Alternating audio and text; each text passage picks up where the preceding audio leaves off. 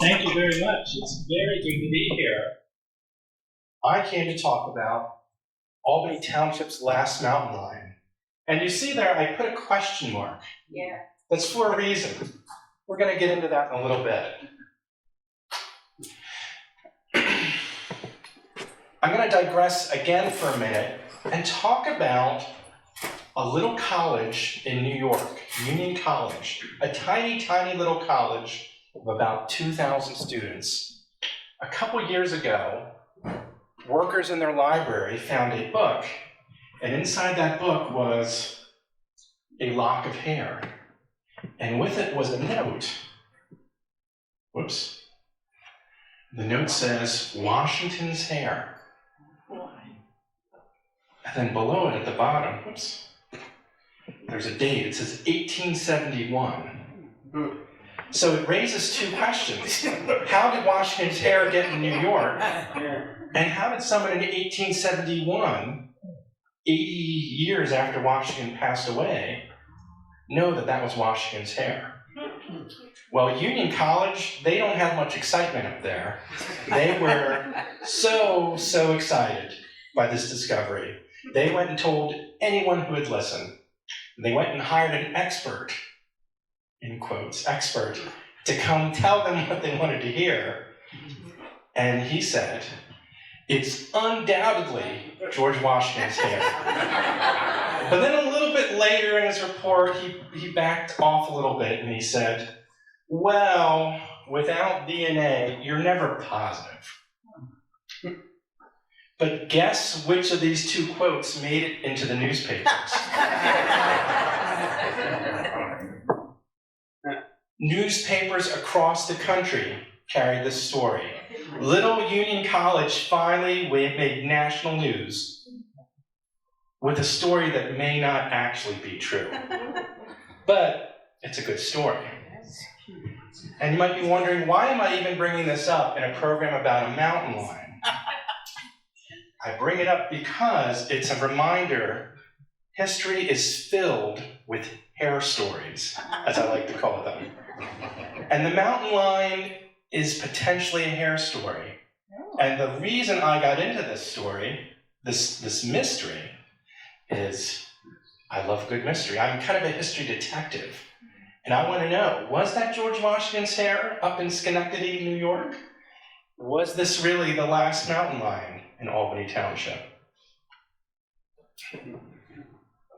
So our story has a couple different points of interest that I want to talk about. One is 1959. 1959, there was an auction near Lock Haven, Pennsylvania, a big auction, a 2-day estate sale by this eclectic fellow who collected all kinds of things. And I'll tell you a little bit more about him later. But at his auction was a mountain lion, this mountain lion here. And it was allegedly the last Pennsylvania mountain lion shot in Albany Township in 1874. A college student at Penn State University bought it for $5 and brought it back to school with him. And I can't even imagine what his friends must have said when he comes back to the dorm or wherever he was living and says, hey guys, I bought a mountain lion, only $5. But the question is this really the last Pennsylvania mountain lion? Or is that another hair story? Well, to explore that question, we have to go way back to the beginning. Mountain lions actually have a couple different names. Sometimes they're called pumas, sometimes they're called cougars, panthers. Old sources use the word catamount. And I tend to use these terms interchangeably, so I apologize if I confuse you by jumping around and using all these terms interchangeably. But for this talk, they all mean the same thing. They were once very widespread and an important part of our ecosystems in Pennsylvania and in North America. They were very good apex predators. They kept deer populations in check. If you have a mountain lion population that's healthy, your deer population is healthy. You don't have chronic wasting disease if you have mountain lions. This is a map of Pennsylvania. Everywhere that's green is where mountain lions used to live. They used to be everywhere. Even William Penn commented on them briefly in a little report he wrote in 1683. He said, "The panther is natural to these parts." 1683, Pennsylvania is only about a year or two old. Settlers start to pour in, especially in southeast Pennsylvania. They convert forest to farms, and the mountain lion range gets pushed a little bit. To about 1750, it looks kind of like this. They get pushed past the Blue Mountains. So right on the edge of Berks County, we still have mountain lions in the 1750s. And even in Philadelphia, as you can see from this newspaper in 1759, you could still buy panther skins in the city of Philadelphia in 1759. So they were still around. But the population started to really go downhill after that. By 1860, there were only small pockets. You can see the green pockets are where there were confirmed populations of mountain lions at about the time of the Civil War. And by 1870, mountain lions were on the verge of extirpation, which is a fancy word meaning on the verge of going extinct in our area. On a national level, everywhere in green is where mountain lions lived in North America. Once upon a time, this is where they live today, at least according to the U.S. Fish and Wildlife Service. So you look at that, that's quite a profound difference. Quite a difference.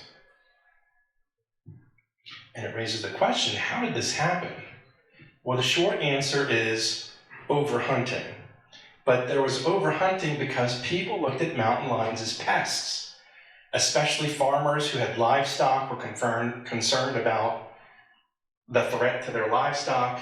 And just in general, people were afraid of mountain lions. And you really get a sense of this if you look at old newspapers from the past. I love just looking at old newspaper headlines about mountain lions. For example, you can learn that they will kill your dog, your horse, your chickens. They'll attack a hunter, a woman, small children. This one even entered the house. They'll attack a whole family. They'll even attack berry pickers. And my favorite, they're so brazen they'll even attack a locomotive. Because of their reputation, the state of Pennsylvania actually decided to start paying hunters bounties for the killing of mountain lions. Beginning in the very early 1800s, you would actually get paid by the state for every mountain lion you killed. That's good incentive to kill mountain lions.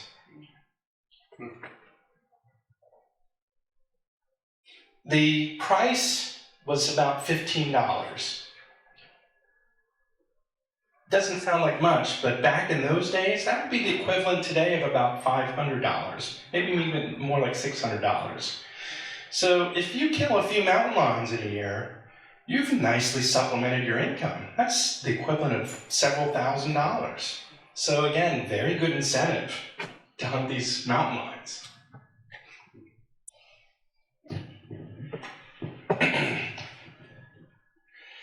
And you had sort of, as a result of this, kind of this whole class of professional mountain lion hunters emerge. This guy was named Aaron Hall. He was known as the lion hunter of the Juniata, and he killed 50 mountain lions in a 24-year period. So that's some of the context that leads to the situation where mountain lions are on the verge of disappearing from Pennsylvania. But then all of a sudden, 1874, There are mountain lion sightings in Albany Township, Berks County, right near Eckville. So how did that happen? Well, I'll tell you. So this encounter happened, I mentioned, near Eckville, very close to the pinnacle. Very close to the pinnacle. And I love the pinnacle. This is actually a picture I took up there a couple months ago on a hike. I think it's about the best view in Pennsylvania up there.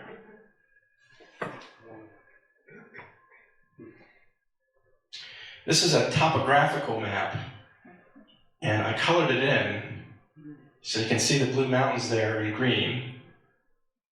And there's Kempton, there's the pinnacle. And the mountain lion was actually being seen right around that area. Again, very close to Eckville. And we know about this because the Reading Eagle newspaper talked about it in a story.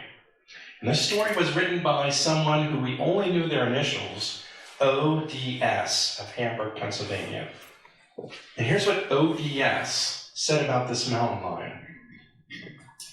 For weeks past, people coming down or crossing the hills have seen a large wild animal, and others as having heard deep growls and strange noises at certain hours of the night. A farmer along the base of the mountain lost 2 calves and a litter of pigs in 8 days, and he attributes the loss to the incursions of the strange animal. And then the article adds, 3 mountain men pursued the cougar. Their names are Thomas Anson, Jacob Pfleger, and Henry Van Colt. And then the Reading Eagle goes to tell the story, this wild story that the 3 men decided they should split up. They split up thinking they can cover more ground that way. Thomas Anson encounters the mountain lion, and the paper tells us amazing story that the mountain lion jumps out from the bushes, knocks his gun away, knocks him to the ground, bites into his neck and his shoulder, pulls out a knife, and then stabs the lion to death in this brutal, just intense battle.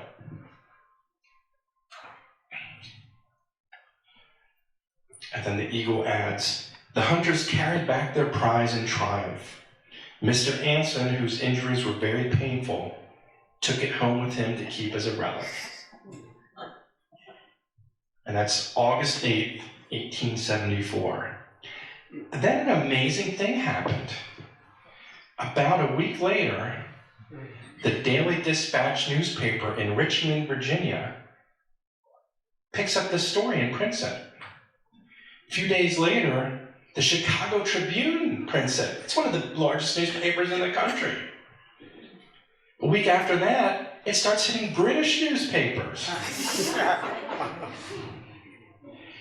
At my count, my current count is I found 18 American and 9 British newspapers that carried this story about Eckville, Pennsylvania. That may be the most famous thing that's ever happened in this area. The headlines and information vary, but you can tell that the source for each of these articles came from the Reading Eagle. Nobody sent reporters to Eckville. They just got a copy of the Reading Eagle and tweaked the story their way and then reprinted it. Interestingly enough, at least 7 of the newspapers described the location as in the Blue Mountains on the extreme northern edge of Albany Township. But interestingly enough, the Reading Eagle never specified Berks County because that was just assumed. So all these other newspapers just said Albany Township. They didn't even give a county. They didn't even give a state, I don't believe. So to me, I found that kind of funny. Then after that, Forest and Stream magazine carried it. This is a national publication, which later changed its name to Field and Stream. So again, Albany Township and Field and Stream magazine's predecessor. And again, This article is written by ODS of Hamburg, Pennsylvania. So I wanted to find out, who is this ODS, and how did he or she know the story? And I keep in the back of my mind, is this another hair story, or did this really happen? So it turns out ODS is this fellow, Oliver Daniel Schock of Hamburg. And he's a pretty interesting fellow. He was for many years the Assistant Dairy and Food Commissioner of Pennsylvania. There's only one problem. When he wrote this story, he was only 16 years old. So this big story, breaking story all across the world, came from a kid from Hamburg. Doesn't mean it's false, it just means, it maybe deserves some review. So you have all these newspapers carrying this story, August, September, October, about a 3-month period. It's all over the place, and then suddenly the news stops. Nobody else carries the story. 38 years pass without anything written about the Albany Township cougar or mountain lion.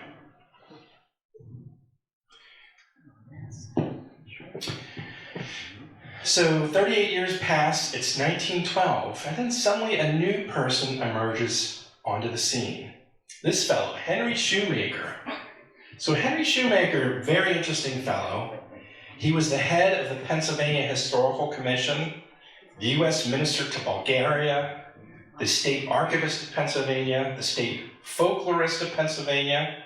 He was a newspaper owner. He owned the Reading Times newspaper for a period, and a prolific writer. He wrote many, many books, probably 20 books.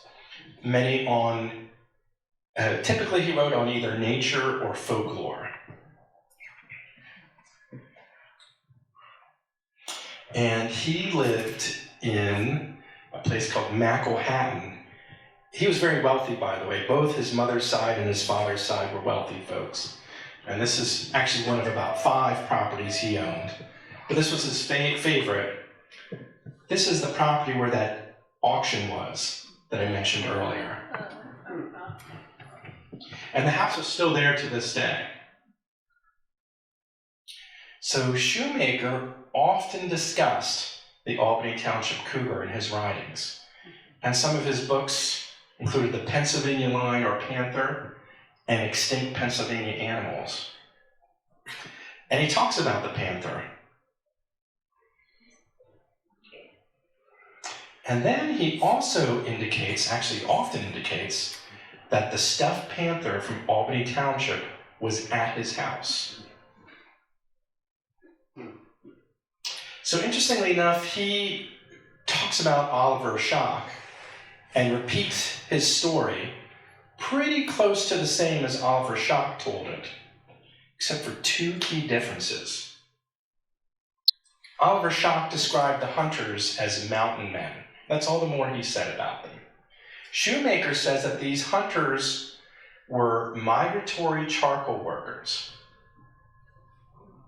That's a key difference which matters, and I'll explain why it matters in a couple minutes.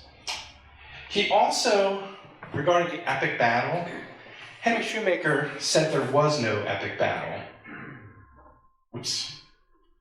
He says this epic battle did not happen. The real story, according to Henry Shoemaker, was this.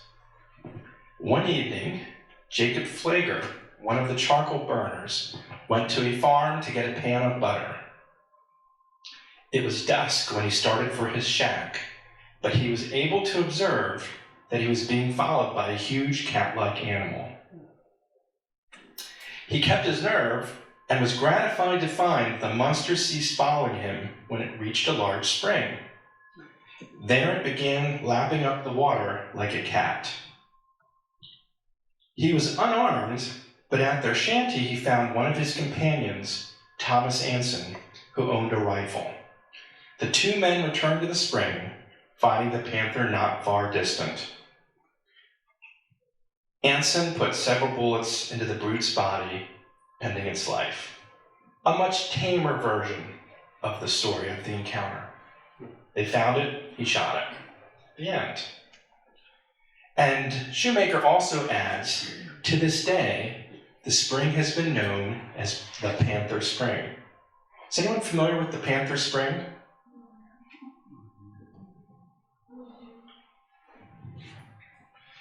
So, Shoemaker's version is different, but there are some potential problems with this whole story. And as a historian, I'm supposed to be objective. I tried to figure out what these problems were. One problem, which I mentioned before, is Oliver Schock's age. He's only 16 years old. And that concerned me a little bit. However, I discovered something. Other newspapers, such as the Harrisburg Telegraph, described him as the Eagle correspondent at Hamburg. Red Eagle must not have wanted to send people up to northern Berks here if they were relying on kids to do it. But there are multiple sources that say this. There was a book that came out, Who's Who in Pennsylvania, and they said something even more interesting. They say at the age of 15, Oliver Schock became a newspaper writer and continues to represent leading daily papers and agricultural journals. 1876 was the Centennial Exhibition in Philadelphia, a celebration of the 100th birthday of America. It's really the first World's Fair. And we know a lot about what happened there because there were catalogs published telling us who was there. And guess who was there? Some kid from Hamburg, Pennsylvania, USA. Oliver Schock, with an exhibit on birds, domestic birds of different types. He won awards for his exhibit at the Centennial Exhibition, and in fact was regarded as a national expert on domestic birds, especially carrier pigeons. At the age of 15, 14, 15, 16, for the rest of his life, if you were having a fair, he was the guy you wanted to be your judge. He knew his stuff. So you know what? Oliver Schock was kind of an anomaly. A 15-year-old child, young boy I should say, who did things that no other 15-year-old kid was doing. So after digging into his background, I'm actually no longer concerned about his age. I think at the age of 16, he was very capable of providing a reliable story to the Reading Eagle. So that concern, I'm okay with that. Check, that's all right. The other problem I had is the distance. Remember I said that we were really on the verge of losing mountain lions entirely in Pennsylvania. Then all of a sudden they show up here, and one shows up in Albany Township. The closest distance from Albany Township to where they were existing in the 1870s would be about 115 miles, with the Susquehanna River in the way. Could a mountain lion really have gone that far? We know that that would have been very easy, and in fact, there were national headlines made about, I can't see the date on that, 2017, or 2011, I'm sorry. So this is about 12 years ago. A mountain lion from South Dakota wound up dead on the side of a highway in Connecticut. And scientists mapped the route that mountain lion took. And that mountain lion crossed the Mississippi River. How? I don't know. But he got all that way, 1,500 miles. So, 115 miles to Albany Township, I'm no longer concerned about that. I don't think that's an issue either. Problem 3. The identity of the hunters is a problem. Both Oliver Schock and Henry Shoemaker explained that their names were Thomas Anson, Jacob Flager, and Henry Van Colt. However, I can't find any evidence these men actually existed. Not in Berks County, not in Schuylkill County, not in Lehigh County. They don't seem to exist anywhere. And that makes me think, oh, is this whole story fabricated? However, there is something I think worth considering. Henry Shoemaker described them as migratory charcoal makers. He also says they lived in a shack. And we know that it's sort of the history of charcoal making and the men who were employed in this profession. We know that pretty well. And these were folks that did not live in accommodations that we think of. This is a charcoal maker's house, a typical charcoal maker's house. These were people that kind of lived off the grid. So it is actually understandable that they might have been missed by tax collectors, by census takers. Henry Shoemaker says that they lived in a shack, and so I kind of imagine where they lived might have looked something like that. One thing that is worth mentioning, so the mountain lion was allegedly shot right there. We know that we had 2 iron furnaces near there, Windsor Furnace and Maiden Creek Furnace. And we know in the 1870s they were still using charcoal produced locally. So that absolutely was something that was going on. So it's not outlandish to say there were charcoal burners up there in the Pinnacle area because we know that they were there. So I have a friend, Walter Hahn, who's here. And Walter was telling me that his dad used to tell him stories about the charcoal burners. And here's something Walter said to me. He said, I was familiar with the mountainous area as a view of the Pinnacle was most of what we saw from the picture window of my childhood home. Dad talked a good bit about the charcoal burning industry and noted multiple sites on the mountain where that was done. So there is absolutely a tradition of charcoal making in that vicinity. So it actually all adds up. It all adds up. So I call this a partially valid concern. I'd feel better if we could prove that these men actually existed, but there is an explanation as to why they don't exist in any records. The last problem I have is this guy, Henry Shoemaker, his credibility. I mentioned he wrote lots of books. Modern historians have looked at his books and they have some problems with the things he talked about. One of these books is called Popularizing Pennsylvania by a professor at Penn State University, Simon Brunner, and he says this: it might be fair to say that Shoemaker was more interested in a sense of the past than in the science of history. And I think that's a very polite way of saying that Henry Shoemaker never let the facts get in the way of a good story.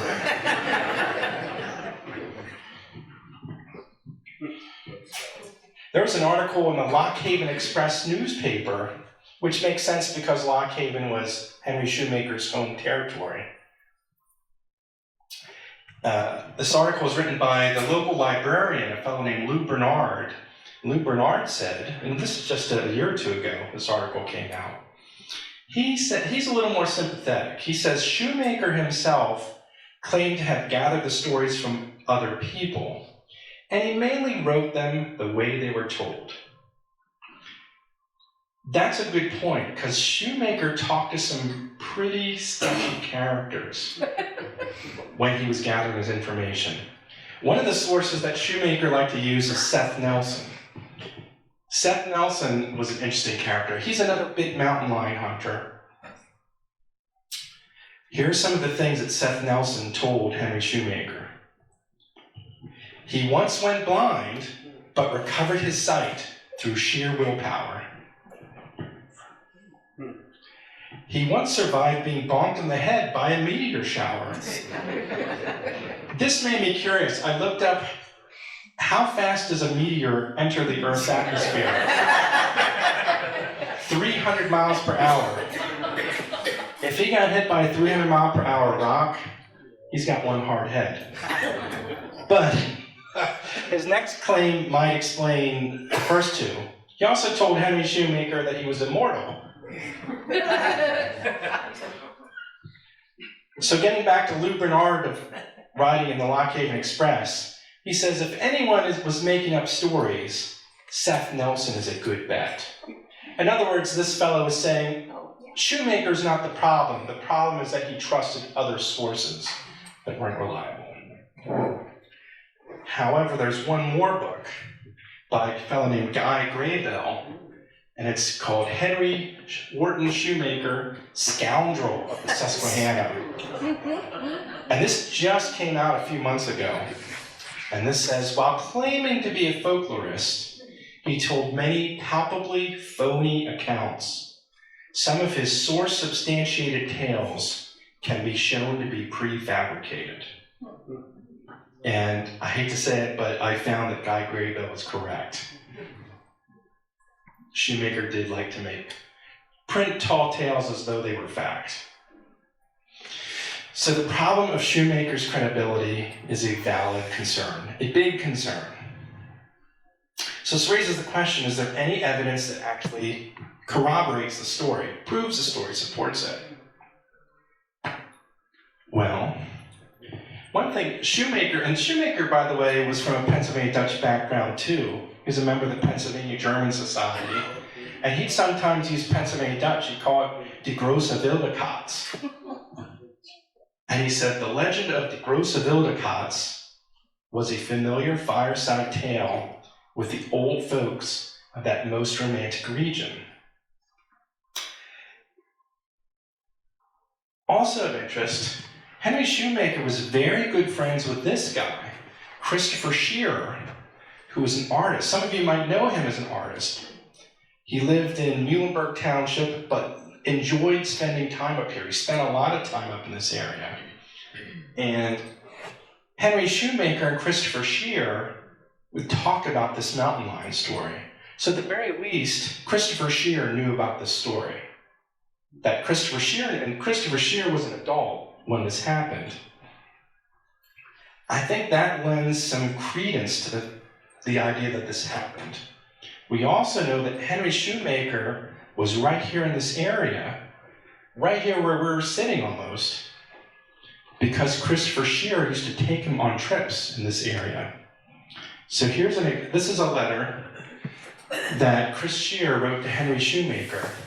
It's now in the library at Penn State University. And in this letter, Christopher Shearer says, "Dear friend Shoemaker, I was very glad to receive your letter and still think that you'll be able to take the trip with me through northwestern Berks." And they would come up through Lenhartsville and Kempton and Eckville and places like that.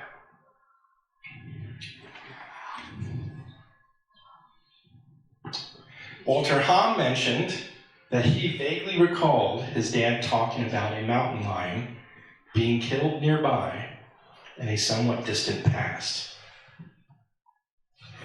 I also reached out to the Blue Mountain Eagle Climbing Club because I thought if anyone knows this story, it's going to be them. And sure enough, they do know about this.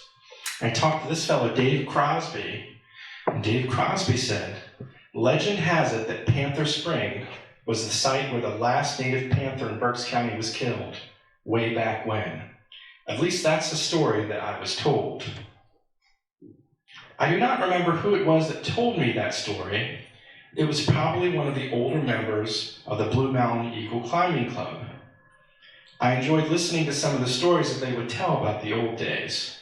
This would have been in the mid to late 1980s.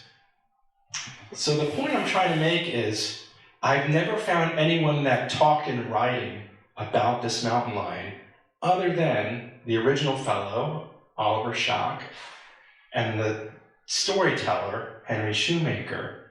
However, there were other people in this area who at least knew the legend. They at least knew of the story. And there is indeed a Panther Spring up from Eckville, and it's still there, and it's still known as Panther Spring today. And especially people involved with the Appalachian Trail know about Panther Spring. So I wanted to talk briefly about what we know about where this mountain lion specimen was, how it got to this auction in 1959, and where it is today. So the sources in 1874 tell us the hunters carried back their prize in triumph. Mr. Anson took it home with him to keep as a relic. So 1874, supposedly it's going home with the hunter. Then we don't hear anything for years and years. And then there's a letter, also in the library at Penn State University, written by this guy, James Quiggle. James Quiggle was the uncle of Henry Shoemaker, the storyteller. And he was sort of a caretaker at Henry's house near Lock Haven. And James Quiggle says this in a letter. August 10th, 1912. We unpacked the stuffed panther and will write you more about this. Very brief, but that tells me suddenly this panther shows up. And then shortly thereafter, Henry Shoemaker indicates this is the Albany Panther. So for example, 1913, he writes in a newspaper column, the writer has in his room a stuffed panther killed in Albany Township, Berks County, in 1874. And sure enough, we found a photograph of his office, and there it is, about 1912 or 13.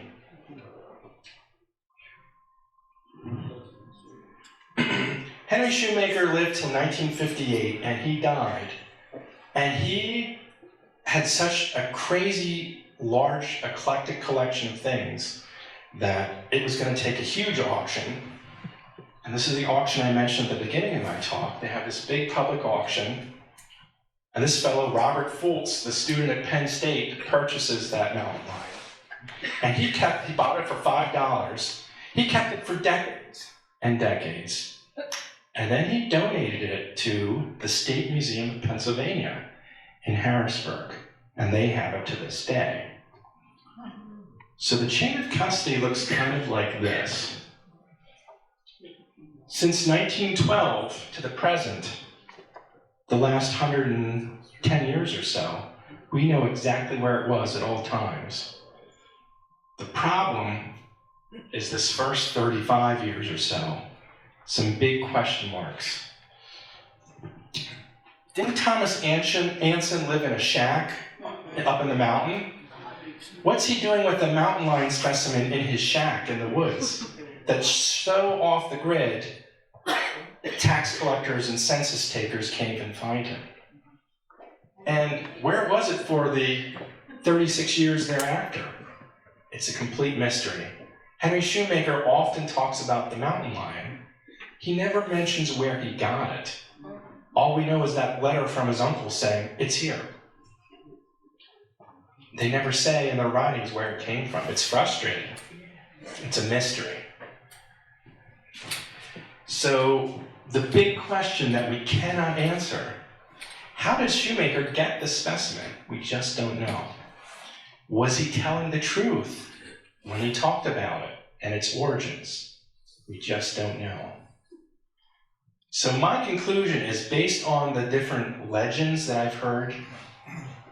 I think this story actually definitely happened in 1874. But I'm not sure if this is actually Albany Township mountain lion, or if Henry Shoemaker kind of pulled a switch on us. Just grabbed some old specimen and declared this was the Albany Township mountain lion. We just don't know. I hope he didn't do that, because I've been telling people for years, this is the Albany Township mountain lion.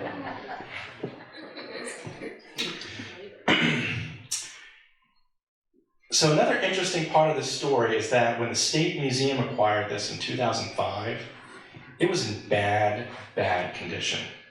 In fact, Henry Shoemaker in 1912 said that it was badly mounted. And my friends, he wasn't kidding.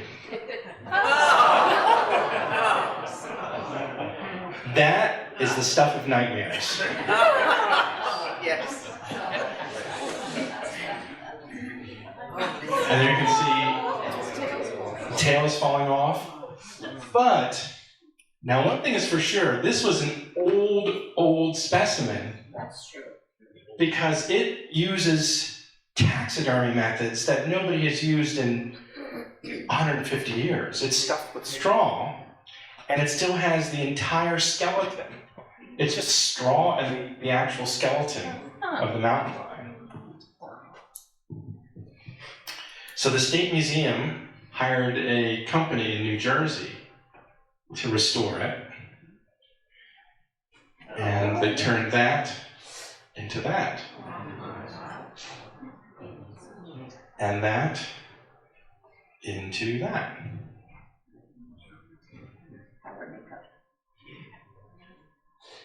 And they finished this just in time to share it at the Pennsylvania Farm Show in January 2020.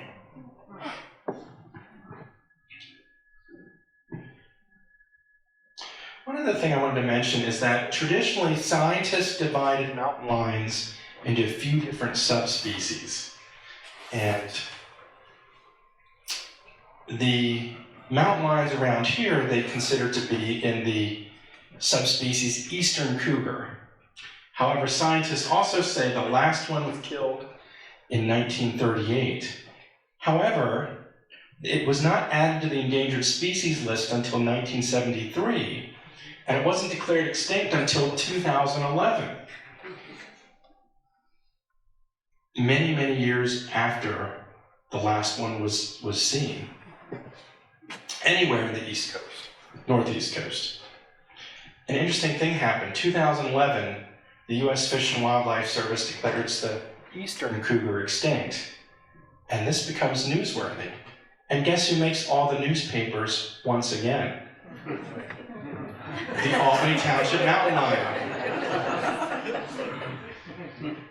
This cat enjoyed more life and death than most any creature. And it sure has gotten Albany Township in the news more than anything else. Even CBS News had our Albany Township mountain lion, assuming that's the right specimen, on it. Also interesting, scientists, because this is so old, scientists were very interested in the specimen. And in 2015, researchers from Penn State University studied it to collect DNA. They wanted to study DNA from the specimen. One other thing I wanted to address, though, before I conclude, gets back to the title of my program, The Last Albany Township Mountain Lion, ? Is it the last? Is it the last? Something interesting. We know it definitely wasn't the last one in Pennsylvania for certain, because the state of Pennsylvania paid the last mountain lion bounty. Remember they were paying bounties to hunters to shoot them? They paid the last one in the Moshannon Valley, sort of northwest Pennsylvania, in 1886, 12 years after our Albany Township lion. And sightings continued, though, a lot after that. Lots of sightings, up until the early 1900s, and then they died down. However, in the last 20 years, guess what's happened? More sightings. And suddenly all the newspapers are talking about these sightings.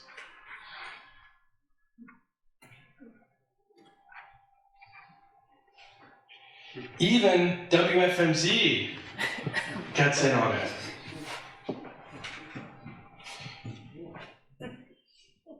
I think this one was in Cumru Township. So this is the official position of the U.S. Fish and Wildlife Service. While confirmed cougar sightings have occurred recently in the wild in the east, there is currently no scientific or physical evidence documenting the continued existence of a population of wild eastern cougars. I find their wording interesting.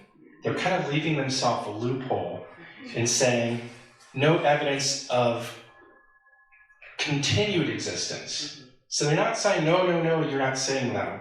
They're saying no evidence of a continued existence, of having a breeding population here. So I hear a lot of people who say, I catch them on my trail cam. I've seen evidence in the woods. And my family has a cabin in Sullivan County, and everyone up there says they're up there. I don't know. I've never seen one. I only know what other folks tell me. But it's an intriguing possibility, for sure. So the bottom line, assuming that Henry Shoemaker was telling us the truth, this is the last Pennsylvania mountain lion for which both documentation and a specimen survive. And it's the last Albany Township mountain lion for which we have documentation and a specimen. And I think it's a great tool for science and for history and just folklore, the folklore of Berks County.